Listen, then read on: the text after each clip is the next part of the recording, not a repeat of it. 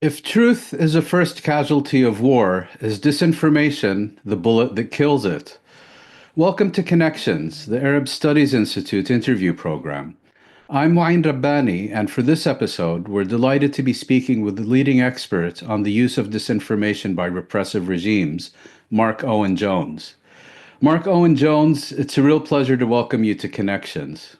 Great to be here. Thanks for having me. I'd like to focus our discussion today on the article that you recently published in Third World Quarterly. It's entitled Evidencing Alethocide, Israel's War on Truth in Gaza. And perhaps I could start by asking you to define the term alethocide, which I think most of us are unfamiliar with, and also explain why you felt it was important to apply a specific term to this case that you examine. Yeah, well, thanks for the question. It's a good place to start. So alethicide, yeah, it doesn't exist as a word. Well, I mean, I It invented does it. now. It does, yeah, it's in the lexicon. Um, and the fact it didn't exist, I thought was important. I mean, I know a lot of people think, well, do we need another neologism, another aside? And firstly, obviously, I think we do. But at the same time, I also think it's an important term to capture the scale of the falsehoods that were going on. So just to break it down a little, I mean, alethicide comes from it follows the same construction of genocide. So it's actually a combination of a Greek and Latin word. So aletheia, which is truth in Greek, and then side, which is killing. So the killing of truth. And the reason I chose that particular Greek Latin thing wasn't because I'm pretentious. It was because, I wanted it to actually mirror the same construct as the term genocide, which is what's going on in Gaza. And I thought that was appropriate because again, it's a term that I think can be generalized to genocides like this one. So I didn't want it just to be, specific to what's going on, even though it has been motivated by what's going on in Gaza.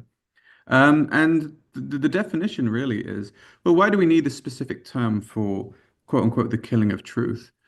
Because we have a lot of terms. I mean, I specialize in information controls and repression.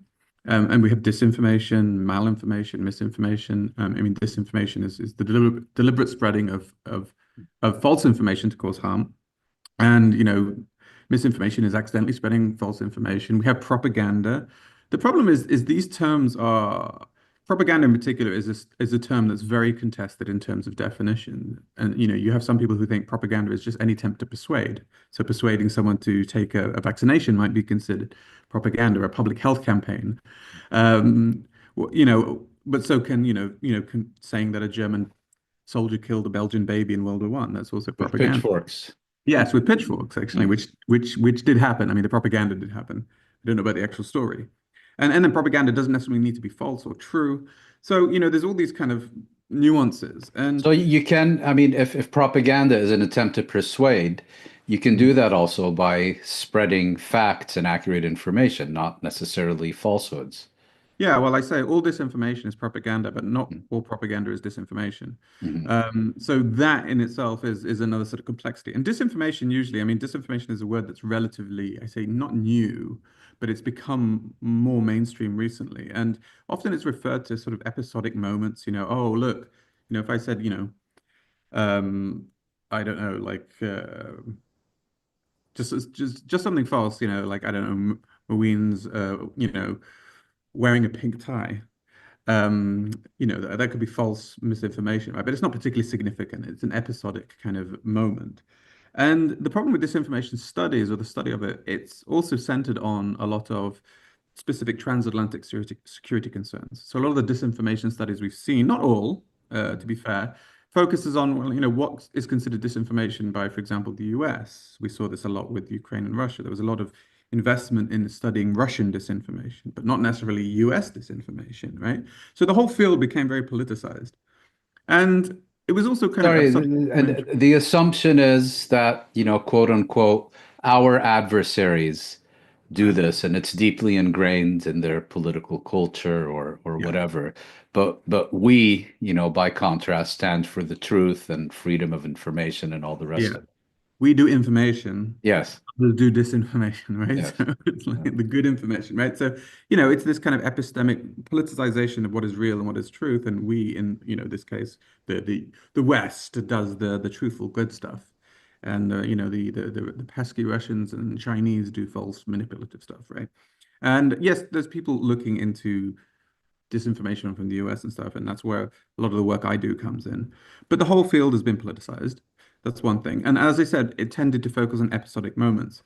And there was an acknowledgement within the field, I suppose, of propaganda and disinformation studies, the likes of Harkin said, well, we need to actually study falsehoods as they pertain not just to evolving technologies like digital and social media, but also, for example, what about disinformation in the service and falsehoods in the service of extreme violence, something like genocide, right? Because there has to be some distinction between the modes of the killing of truth or disinformation. Just as, for example, killing someone, if you say someone was murdered, that's different from saying there was a massacre or several people were murdered is different from a massacre. And just as a single massacre is different from multiple massacres, right? Just as a genocide is different from people killed in a war, right? There is all these nuances to how we conceive of, in this case, killing. There also has to be nuances in how we conceive of the scale of falsehoods, right? Because we could argue that one of the reasons that the genocide has been perpetuated in Gaza is precisely because of a mantle of falsehoods, dehumanization, untruths that allow people to either ignore what's going on or to rationalize it in some sort of way, right? So there has to be some level of absolute either cognitive dissonance, misleading, disinformation, falsehoods, moral justification that allows people to sit back and either be okay with this killing or just let it be. Mm. Right. So this is why I thought we have to have this term. And the term specifically also has a kind of specific meaning too. Not just we have a need for it because of the scale of killing. Yes, that's true. But we have to, what distinguishes it from just, someone lying? Well, it's systemic, right? So systemic is important. What does that mean? Well, systemic means it goes right to the heart of a particular political system. In this case, the Israeli state and its allies, and we'll come to that. But it can't just be said to be, well, it was just some, rotten apple, Mhm. right? Just in the same way a genocide is often put down to the lower ranks of the army. It's like, well, how can we say it was genocide? It was just a bunch of soldiers who went rogue or were doing their own thing. It's the rotten apple theory, Right. right? But we want to talk about the whole orchard, right? And so that's where systemic comes in. It's actually acknowledging and evidencing the fact that the state and numerous, apparatus within the state are actually involved in this process. Mhm. And systematic, it has to be systematic too, right? So systematic in the sense that it has to be routine, regular, resourced, and a significant amount of resources and effort are put into campaigns, right? So there's a collection of campaigns done over time, done repeatedly, and they're systemic. So we systematic killing of truth. That's what alethicide is Mhm. in the service of mass violence, in this particular case, genocide. Right? So that I would say in a nutshell, but I've been speaking for about 10 minutes, so kind of a large nutshell. Mhm. Um, Nut case. The case Yeah. is bigger. That's very useful. And before turning to a further examination of the specific case of Israel, I'd just like to point out your area of specialty is, let's say, the nexus between disinformation and political repression in the Middle East. You've written a book about political repression in Bahrain. Mm. You've written about many other cases in the Middle East. Are there particular features that set the Israeli case apart from the efforts of these other governments and regimes in the Middle East? Or is Yes. it just a matter of greater effectiveness? Well, in terms of the actual information we're talking about, or in terms of the information in addition to In the terms, let's say, of the size, the scale, the scope, Mm, the mm, methodical nature, getting back again to your concept of the killing of truth, and I'm yeah. here referring again to the opening. quote, which I lifted from your Third World Quarterly article, that if truth is Mm. the first casualty of war, disinformation is a bullet that kills it. Yeah. Well, I think so. I mean, obviously, there's so many cases in the Middle Mm, East. My specialization has been mostly on the Gulf, and I mean, in first things first is that the level of killing that we're seeing in Israel has, I suppose, been the most probably likely comparison in terms of numbers, in terms of the Middle East would be Syria. I would say I mean, I'm not denying that althaside could be taking place in Syria, first of all. But at the same time, I'm not a Syria expert, so I'd be hesitant to make that claim. But what I would say is the distinction, or at least one obvious distinction that I would make, is that for althaside to happen, or at least successfully to happen, there has to be a number of things in place that facilitate the spreading and the killing of truth. So just to give an example, if the classic banal example of a tree falls in a forest, no one's there to hear it. Does it make a sound, right? Disinformation is the same. If I say something false and I'm in my bathroom just on my own, it doesn't matter. I can say what the hell I want. It's not going to make a difference, right? Unless the mukhabarat are listening, which is impossible, depending where we are, right? But in theory, right, it doesn't matter what I say in my bathroom. So what, right? So disinformation and alethicide, it becomes meaningful when it has things that actually increase the audience and the potential for harm, right? And so that process is what's really key here in like theorizing alethicide, because I talk about these notions of modulators, right? If someone says a bit of disinformation, right? What are the things that are going to make that disinformation spread so much that it becomes such a falsehood or such a piece of propaganda that it really fundamentally alters the information landscape, all right? And that's what I think separates in terms of the Israeli case, because one of the modulators that I talk about in alethicide is like geopolitics, for example. So systemicness in terms of the geopolitics, in the sense that, for example, Joe Biden, who's was the president of the United States, he would reiterate the same lies that Israel was telling. In the case of Syria, that wouldn't necessarily happen, right? So you already have, and just to layer these examples, geopolitics is one thing. You have technopolitics, right? So you have much of the digital infrastructure now we talk about, with the exception of things like TikTok, is modulated by big tech. Most of those companies, and I think 8 of the top richest companies in the world are American tech companies, including Google, Meta, Apple, right? And they also modulate this information, right? They have an influence in determining whether that piece of false information reaches a massive audience or not. And in the case of what's going on in Israel, because of both geopolitics and technopolitics and their receptiveness to Israeli policy, both in terms via geopolitics being American companies, but also ideologically, they have repressed pro-Palestinian content, whilst at the same time allowing pro-Israeli content to proliferate, and in some cases, pro-Israeli or Israeli government advertising, right? So just in those two examples, it's not to say that, for example, the Syrian regime don't lie and spread this information. Of course they do, and they do it relentlessly. But the amount and the effectiveness of that disinformation is perhaps very different, because you have now a whole digital apparatus and a whole powerful political structure indulging these falsehoods to the extent that they go viral and then they become sustaining and self-sustaining in a way that I don't think we can necessarily compare.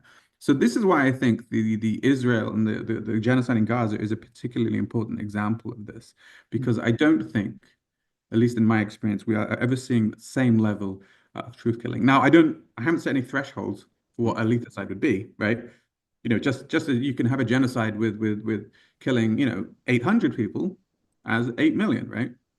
So I don't know necessarily where those thresholds lie, but in terms of the sort of evidence that I've collated in order to make the claims of systemicness and systematicness, I definitely know that that's what's going on now in Gaza, right? If I was to apply that in a sort of deeper way with other states, then yes. Having said that, a lot of the basic tactics, though, of this information and the narratives are similar. But I think the key difference is just the scale, the virality, the reach. So you've identified geopolitics and technopolitics as two Mm, of the main enabling factors. mm, But the key factor, of course, is what Israel has been doing itself in order to spread disinformation. mm. And is it just, putting out one falsehood or lie after the other based on the needs of the moment, or have you determined that there is a more systemic, organized approach in order to ensure that it's consistently Israel's version of events that gets out there and dominates the discussion of its activities? Yeah, I mean, I think the systemicness and in a word, yes. Mhm. But the way this happens, I mean, as you know, and certainly way before October the 7th, the Israel's ability to either through its Hasbara, through its sort of Ministry of Diaspora Affairs, through its lobbying, it has all these kind of abilities to influence people's thought diet. The diet we consume information like we consume food. We have a diet of thoughts, and they've been able to influence that over time. Obviously, my focus is on since October the 7th, but this is definitely a well-resourced effort to ensure that a specific agenda, Israel's agenda, is dominant, right? And there is in my paper, I cite a number of examples, and the examples I choose are not just sporadic examples. They're examples that can be tied essentially to government accounts, to government ministries, to government agencies funding, right? So they all tie back to the government, and they all represent a large investment, and they all show evidence of having been received by audiences and regurgitated, right?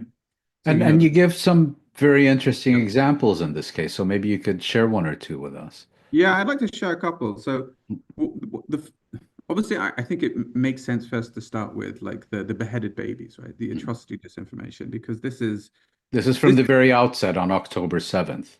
immediately on Mhm. October the 7th. And I think just as a recap, I'm sure everyone watching the show probably knows, but right from October the 7th, there was a false story that that Hamas had beheaded 40 babies during their attack in Israel, right? This piece of information went viral very quickly, to the extent that the following day, I think, certainly almost every British newspaper had some story to that effect about beheaded babies. Not all said 40, but there was multiple beheaded babies. And, this story was shared by Israeli diplomatic accounts. The story was then repeated by Joseph Biden on multiple occasions. And I say Biden in particular because that shows one, he's a source of credibility, but also he's a high level figure, which again is important in, uh, you know, allowing this falsehood to go out there. And it happened because I would argue, firstly, there was unsubstantiated stories that were coming from an Israeli news channel, in this case, I-24. I think Nicole Zedek, who was a reporter, spoke to an Israeli soldier who said he'd seen beheaded babies, spoke to another soldier who said they were taking about 40 babies out on gurneys, and then this then became 40 beheaded babies, right? But no one was verifying these facts, right? They were there in the information chaos. The emotional moment of the time is exploited. And I also talk about, and this is another important point in this alethicide and receptivity. No, I don't think any other country would be indulged so much in terms of uh, lack of verification, I right? was about to ask, is Right. is is that characteristic of this case? Well, I think it is characteristic of this case. And I think there's one, you were meant to have a press, right? In theory, the West talks about the importance of its press in being truthful, honest, verifying sources, right? If someone says there's 40 beheaded babies, you need to verify that because it's not just any story, right? It's that's a big piece of news. But again, I talk about this epistemic vulnerability, right? Which is how certain people, and in this case, I would argue many Western journalists, particularly in some of the mainstream newspapers in the US, are vulnerable, or at least they're more receptive to Israeli narratives, right? So they can more readily absorb Israeli narratives without that verification because there's that level of symbiosis, whether it's trust, An whether assumption of of accuracy, accuracy, removing the right? need for verification. Yeah, and it ties in with these Orientalist tropes of, oh, they're the civilized, Mm. and it goes back to settler colonialism, etc. And there's many examples of this. I even cite one in the paper where I think it was a CNN reporter who was he was down in the basement. I think it was Al Shifa Hospital, where it was a very famous case where the Israeli military spokesman said that there were names of terrorists written on the wall that had been Yes. looking at children, and it turns out they were days of the week. Yeah, I believe that was maybe the Indonesian hospital. I'm not, but it Sorry, wasn't yes, yes. Shifa. Yeah. Rantisi, was it? Yeah, Uh, Rantisi. yeah, Sorry. Yes. Rantisi Hospital. Yeah, Mm. and the CNN, there was reported that a colleague of a CNN journalist said that doesn't say what you said it does. But the CNN journalist he believed the Israeli source more than his own colleague, right? Mhm. So, there are examples where we see this actual level of egregious deference to Israeli officials, right? So, these all play into this, right? This is all part of this process.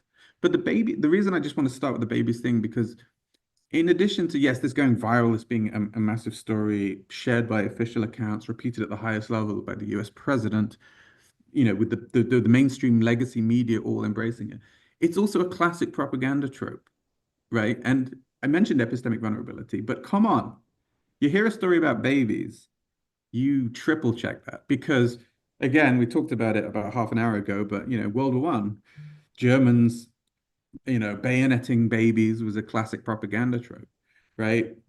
Just from the Even First World War, just to from be the First clear. World War. Mm. But we look at 1990, we look at the Gulf War, Mm. Throwing and babies out of incubators. Mm. yeah, that classic story, which not only was not true, but it was a story coached by a PR company, Hill and Knowlton, right? And narrated in front of Congress or a congressional hearing, or the Tom Lantos Commission, sorry, by someone who turned out to be the daughter of the Kuwaiti ambassador to the United States, right? So the kind of manufacturing of consent using babies and children has a It storied has a history. long pedigree. It has a long pedigree, and here we are doing this. And that example is particular, and extended throughout thematically, right? So the babies alethicide was so important because firstly, when it comes to alethicide, harm is an important component, right? You can have disinformation that you could argue is not particularly harmful. Like I said, if I said, oh, Mouin's wearing a pink tie and he's not, I mean, maybe it's misinformation, but it's not harmful, right? Mm. Unless you don't want to be seen in pink and it's going to destroy your reputation. But we're talking about you know, disinformation designed to dehumanize populations to legitimize their killing, that's a problem. If we have disinformation designed to portray children as worthy of killing, that's another big problem, right? And I'll get to that bit, but the 40-headed babies bit, the systemic thing comes in now, and the technopolitics is because the Israeli, let me see which ministry it was. It was think it was the minister. Yeah. Ministry It of was Strategic Affairs, maybe? actually foreign affairs in this Foreign case. affairs. Israeli MFA, who have a very active and obnoxious X account, I think is the word. They ran a campaign, an advertising campaign or a video campaign on YouTube and also I think gaming platforms, right?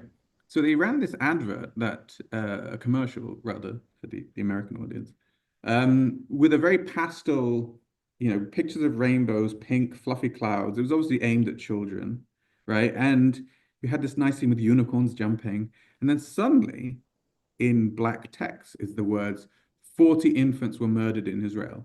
And then it cuts to these kind of, horrible images of people suffering in Israel. And this was funded and paid for by the Ministry of Foreign Affairs, right? They were adopting that specific number of 40 infants murdered, paying at least $7.1 million for this campaign to run across platforms like YouTube, owned by Google. Again, Mhm. technopolitics, they're allowing this propaganda to percolate there. Not only that, but profiting off it. They're making money off it, which again is just outrageous.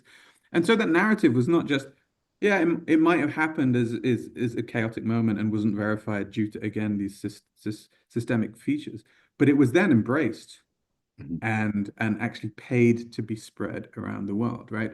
So that was a really powerful example, I think, of that.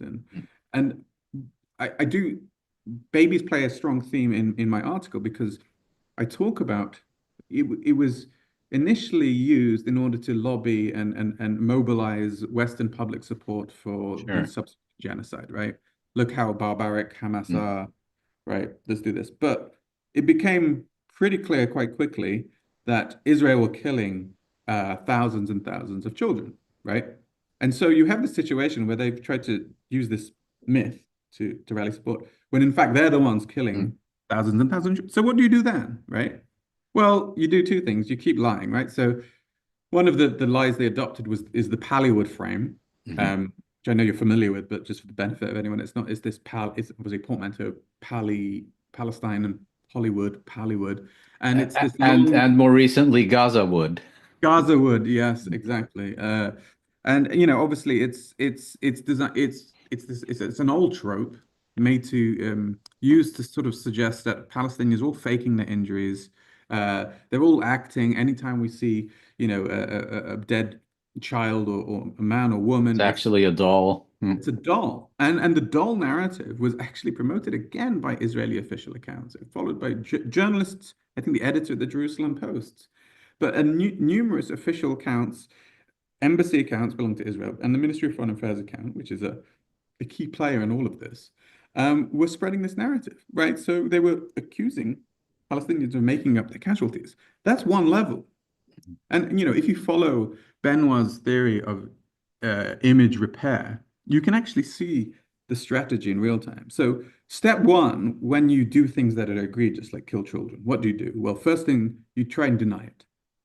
Israel are a master of denying these things. They do it all the time. Like classic example, when they murdered Shireen Abu Akleh, the Al Jazeera journalist, first it's denial, right? This is not just It was Israel. the Palestinians who killed her. It was a part, yeah. Well, that's actually phase two, right? So you deny, and then if that doesn't work, you shift responsibility. Say it wasn't your fault. Say it was the Palestinians who killed her. And then, you try and, if that doesn't work, then you try and justify it, right? Say that person was a terrorist or they shouldn't have been there or something like that, right?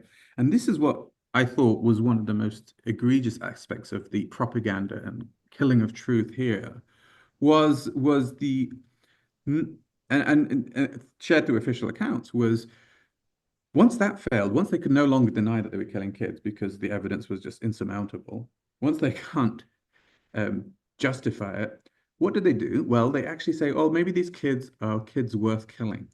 Mhm. Right. And one of the examples I remember seeing that really stuck with my head, and again, I included in the article, was shared by the Israeli Ministry of Foreign Affairs Arabic account. And in it, there's a picture of two babies, right?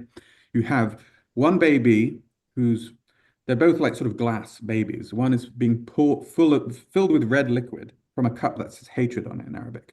The other baby is being poured with a cup full of love, with like light blue liquid, right? And there's like a dove with an olive branch, right? And it's basically saying the baby being full of hatred is a Palestinian baby, and the baby full of love is an Israeli baby. And so you have the situation where it's like, what? And this, when they shared this account, this was the same time that Isaac Herzog had wielded a copy of Mein Kampf that they had claimed had been found not just in a bedroom in Gaza, In in a a child's child's bedroom, bedroom. Yeah. in a child's bedroom, Yeah, right? because every child in Gaza has read it 15 times. Yeah. Yeah, I mean, it's Yeah. bedtime Yeah. reading, apparently, Yeah. right? So like, let's have a story before we go to bed. Yes, and Mein Mm. Kampf. Mm. Obviously, Mein Kampf being the apex of anti-Semitism, right? Mm. And so you have this very clearly structured kind of time. And again, you have the prime minister involved here, Mm. or sorry, president, and these cartoons. So you sort of say, well, we're killing babies, but maybe those babies are worth killing because they're just going to turn Mm. out to be violent, right? Mm. And so that is so fundamental because you're no longer even just sort of saying, well, we're killing people and we tried to find the military target, it was accidental, etc. You're actually saying Mm. maybe we We should did kill. it because it was the right thing to do. Yeah, but that's when you start killing, saying justifying children, that's the whole population, Mm. right? Yeah. No longer it's men, women, adults. You're like, okay, adults, but kids, that's everyone, right? Mm. Because kids are going to be adults, right? So in terms of harm, which is an important component of, again, this notion of alethicide, why did I choose the particular cases? Well, the harmfulness of it. And for Mm. me, the idea that you sort of rationalize and legitimize killing kids, that to me is the apex of what is harmful here when it comes to demonizing kids, right? And then tech companies allowing this propaganda to be on there. It's absolutely outrageous. So And that's then, one, sorry. yeah, that's the baby's example, yeah. But Well, yeah. just on the same issue, Mm, first you had the 40 beheaded babies, and more recently we had an admission by Israel's former defense secretary, Yoav Gallant, who's, mm, I should also point out, is an international fugitive from justice, yep. saying that regarding these two young children, Israeli children, whose bodies were recently returned to Israel, that the Israeli government already in November of last year knew that they had been killed, but maintained this fiction that they were still alive because, much like the 40 beheaded babies, they served as a global rallying cry in Mm, support of Israel's genocidal military campaign. And then, as soon as Israel recovered their bodies, within almost record time, put out this statement that the autopsy report showed that they had been brutally strangled to death. So it kind of is an extension of the example you've just been giving, I think. I mean, I don't, and why should we believe what they say? But Mm, that's, mm, and this is the huge problem, and it absolutely is, right? Because, Hamas are the baby killers. They want that mm, narrative. You yeah, can't have Israel and Hamas are the baby killers. I mean, fundamental aspect of any propaganda war is that you have to create a Manichaean sense of good and mm, evil. yeah. One side to be good, one side to be evil, and you can't confuse the two, and that's obviously what Israel are doing. And it becomes more absurd from our perspective because we see the scale of their killing, and you cannot compare that. And so it just seems absurd at some point the things they're saying. I mean, for many of us who are critical, Mm. absolutely. But yeah, I wanted to give one more Yeah, example, which please do. is Mm, a particularly interesting one, because this again points to why I think, in a way, this goes beyond Palestine in a number of ways. But I think one of the most interesting cases that I talk about, and something I actually investigated back at the beginning of last year. I started, this was sort of my wheelhouse, identifying fake accounts, but I started noticing a lot of suspicious accounts on social media, on X in particular, but also Threads, the Meta platform. And it was really bizarre. It was loads of accounts that they had like display pictures of people, the majority of whom were black. And the reason that's relevant, I'll come to in a second. But I also noticed at the time it was odd because they were all sharing information that looked remarkably similar, right? And this was screenshots of a Wall Street Journal article that claimed that there was an Israeli intelligence report that said that was about 10% of UNRWA, had connections to Hamas or something, right? This was quite a well document. This was a very famous article at the time because this preceded, a number of states cutting off funding to UNRWA, right? So this was the pretext, right? mhm, This was the journalistic pretext, right? And it's also important to remember that Wall Street Journal article was co-written by someone who was also a former IDF soldier. And mm, that's not even the first time we've seen that, but because mm, we don't have time to go into all those things. So you had like these very suspicious accounts sharing a screenshot of what was blatant Israeli propaganda designed to discredit UNRWA, also co-written by someone who had been an Israeli soldier. This is the world we live in. And they were showing the screenshots of these accounts. I was like, this is very strange. And the language they were using was very similar. So I started searching for similar posts using that language. And I eventually accumulated like hundreds of accounts that appeared to have these similarities. Anyway, I ran my analysis on these. And sure enough, they looked like bot accounts. So fake accounts that had been set up to disseminate propaganda. And they weren't just a few accounts, they were also sharing links to essentially what were front newspapers and blogs, right? Blogs and websites that had been set up to make them look like they were authentic newspapers. One was called like Unfold Magazine, the other one's called Non-Agenda, was the that ironic name. that don't exist in real life. They don't exist. I mean, they exist on social media, they have a Mm, blog, mm, but they don't have any depth of coverage. They've been set up specifically for an mm, information operation. Although a casual look, you wouldn't necessarily know that. But when you're suspicious as I am, you look for those things. So, I could see they weren't designed to be linked either. They had different branding. It was only because I, did a reverse IP address, I could see they were hosted in the same domain, which mm, again is a red flag. There was other metadata information that linked these, for example, blogs. And these blogs were really interesting because they were posting about the connection that, Jewish people had to the civil rights movement in the US, not necessarily disputing those things. And, how Jewish African American solidarity was incredibly important. And I did this thread going, well, this is really strange because this is definitely a sort of manufactured operation. And then DFR Lab and Fake Reporter, an Israeli NGO, did more work on it. We discovered soon that there was even more sites. And some of the sites, there was one that was talking about the history of the Arab slave trade. Mm. Okay. Not necessarily false, right? I mean, I didn't vet all the information, but the Arab slave trade is well known. Um, but set up by the same actors. So what you had was this slightly very devious, but not not sometimes subtle attempt to essentially um, make it look like there was a grassroots movement of African Americans who were expressing dissatisfaction and concern about support for Palestine, right? And obviously, the reason being that traditionally African Americans in the US have voted Democrat and more likely to be sympathetic to Palestine. So this was obviously a clear attempt to try and divide that movement, right? And try to create this backlash against Palestinians amongst African Americans. Extremely cynical for a number of reasons, but not least because we're talking about, in this case, an information operation trying to manipulate foreign audiences in the USA. I'll come back to this point because this dominated headlines for many years, especially when Trump was first elected. Anyway, did more research, found hundreds of these accounts had been created to do this.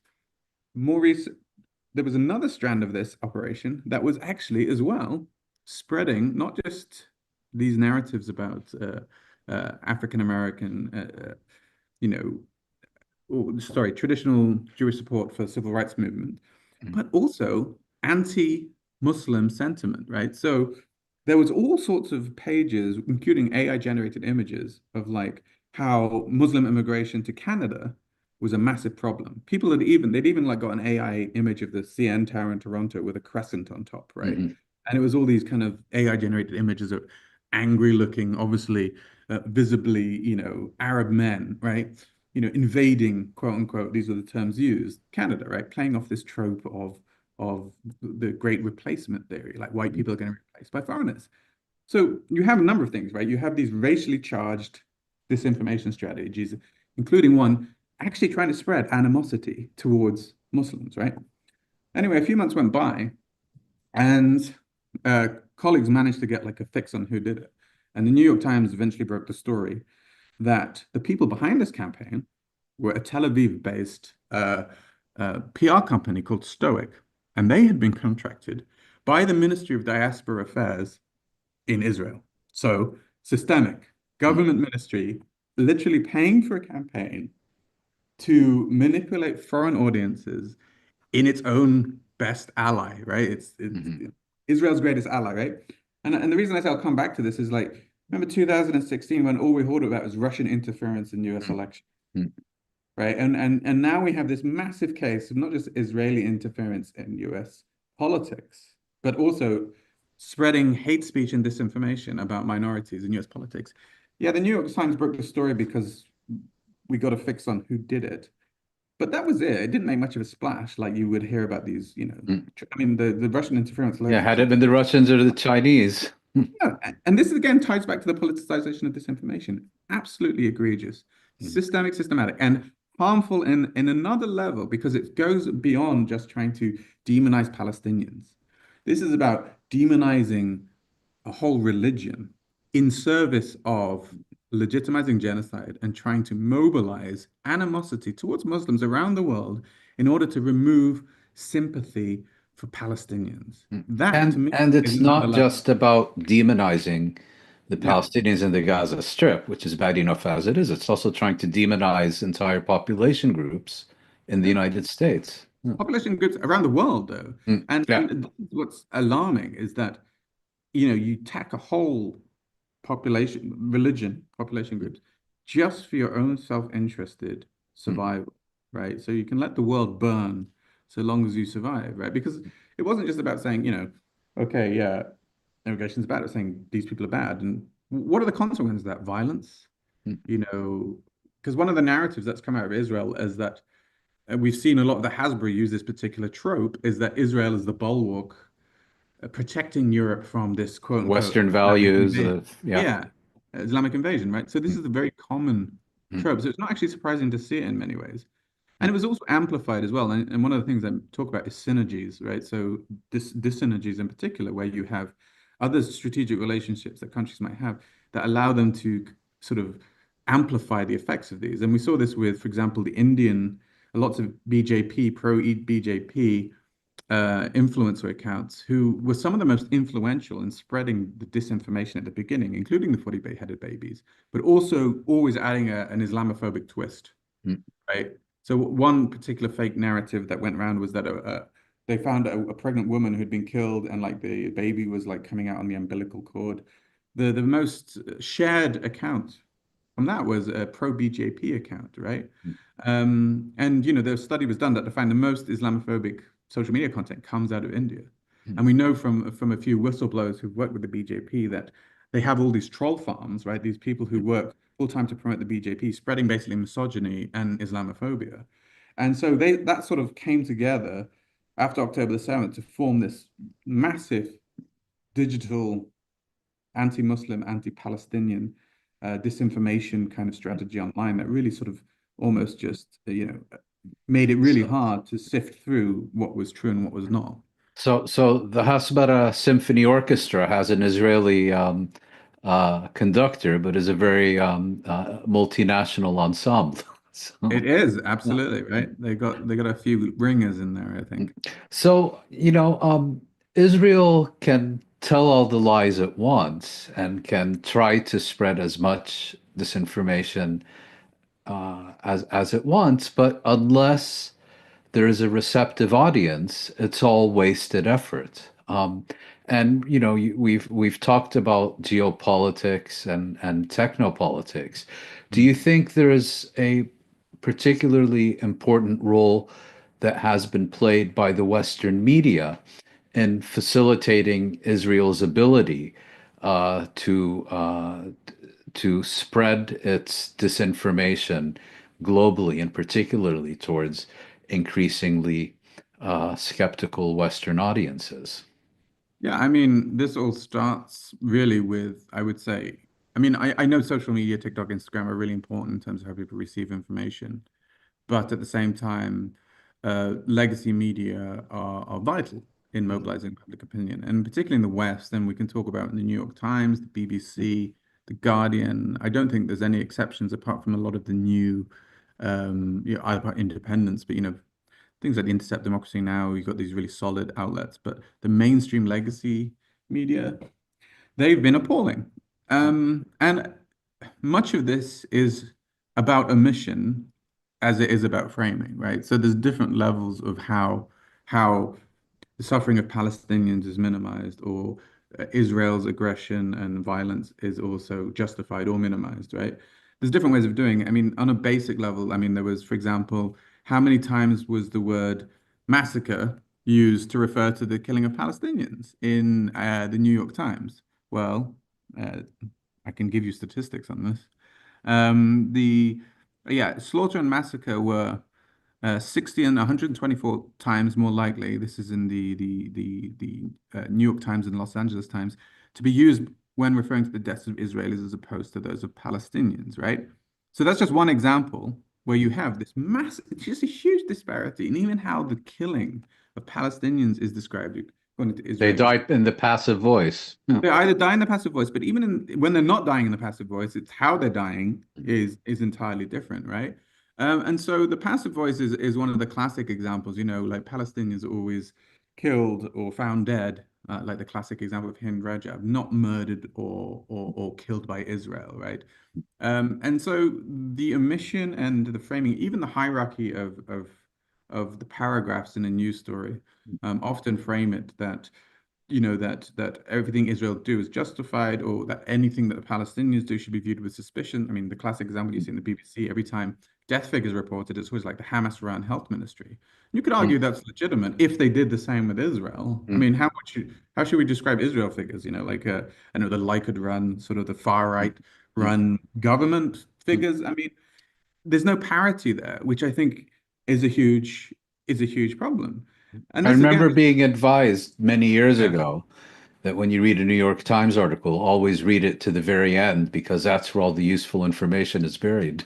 Yeah, well, absolutely, right. Or the corrections, which might which might come later. Mm, But there was, I mean, the New York Times, there was the classic, the Screams Without Words article about the sexual violence that mm, occurred, or the mass rapes that were reported to have happened, that turned out to be, or the evidence and the story that was used to legitimize that turned out to be full of holes. mm, And even the author, I think Jeffrey Gettleman, and the co-author was Anat Schwartz, who then lost her job. She was also a former IDF soldier, right? Spotting a pattern here. But I think Jeffrey Gettleman, who was one of the authors, said his job wasn't to provide evidence, but it was to move people, right? So it's mm, like you're a journalist, right? You do have to provide evidence and yeah, fact, right? mm, mm, So just there's so many examples like that of press omission, and that's not even and that's without pressure, right? Because we also know there's a massive amount of pressure and letter writing campaigns directed at big institutions like the BBC um, to minimize the coverage of Palestine and sympathy towards Palestinians. So the role of the legacy media is absolutely fundamental.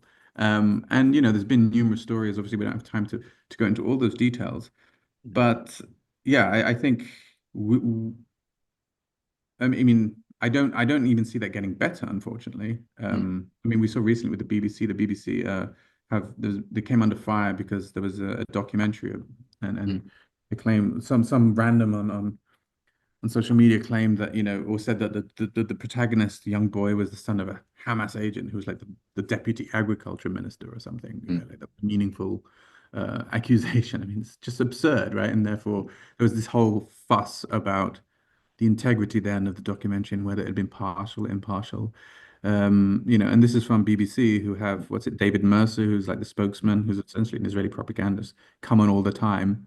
They don't give parity to Palestinian voices and spokesmen the way they do with Israeli voices. mm. It's absolutely ludicrous. I mean, it borders on uh, it borders on complicity, I would argue. If there is a lethal side, I would definitely argue that many of these institutions are failing in their duty to report the truth accurately.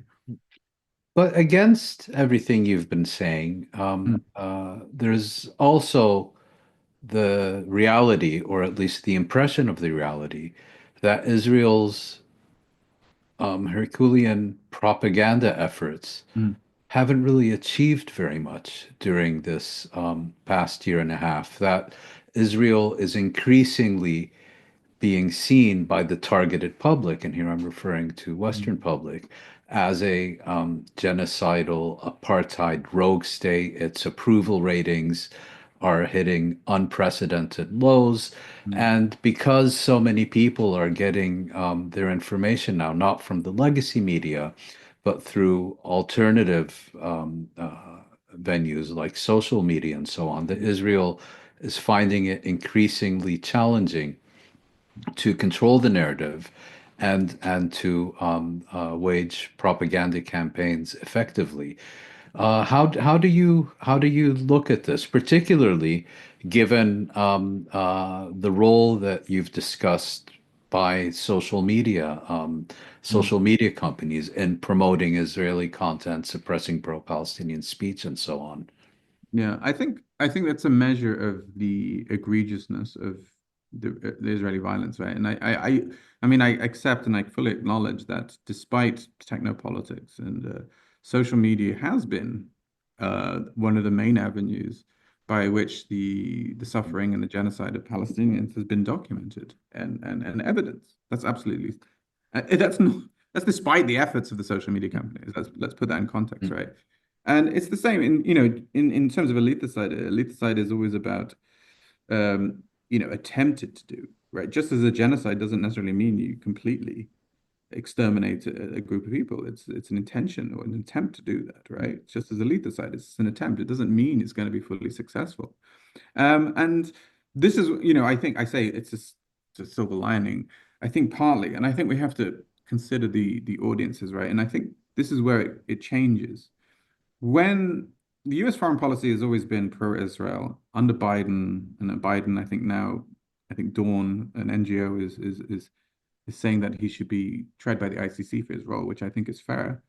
But at the same time, I mean, and I've always said that Trump would be much worse for Palestinians than Biden, even though Biden was terrible. Acknowledge that, right?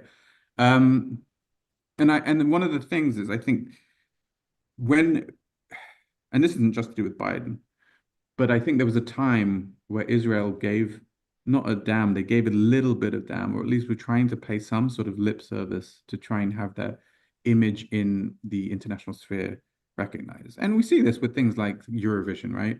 They want to be in Eurovision. They want to be seen as legitimate and good in this Manichaean worldview, right? And that requires PR. At the same time, I think part of that is just dependent on the fact that they worry maybe their support would run out if they didn't. And I think now with Trump, they feel that it's unequivocal and that they only need the US. And now is the And who time for gives a damn, in other who words? gives a damn, right? So like they think, well, Trump doesn't give a damn what he says.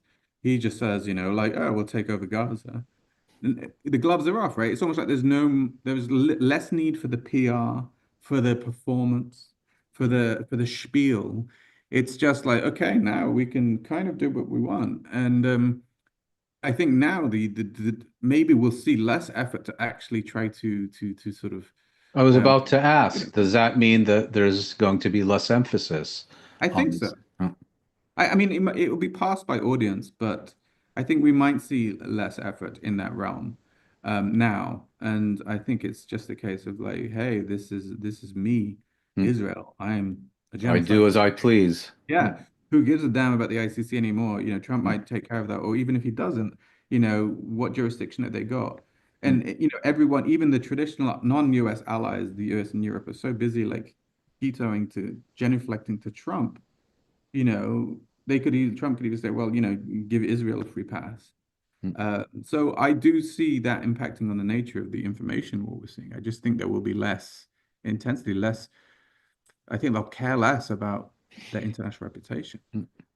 And in the meantime, the struggle for truth continues. Yeah, Marco and Jones, thank you very much for sharing your expertise and insights with Connections. It's been an absolutely fascinating conversation. Thank you very much. thank you. The pleasure's all mine.